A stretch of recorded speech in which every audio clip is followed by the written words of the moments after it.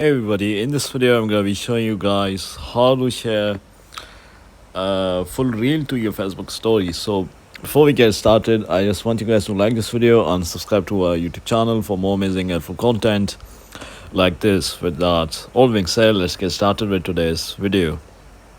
Alright guys, so if you directly share a story, an Instagram story for example, to your Facebook reel or your Facebook story or Instagram story, it will show up as 15 seconds, so it won't be the full reel. So however, if you wanna like upload a full Instagram reel or something like that to your Facebook story, you are gonna have to download the reel first. So for example, I'll just copy this.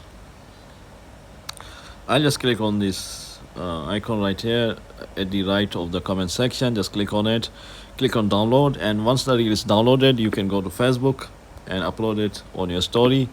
And this way you can upload a 90 seconds or a longer reel, so it can be a full reel on your Facebook story. So this is how you do it, guys. First of all, you have to download it and then you have to upload it on your Facebook story. So yeah guys, that's about it. If you found this video to be helpful, then thanks for watching, and I'll see you in the next video very soon. Peace.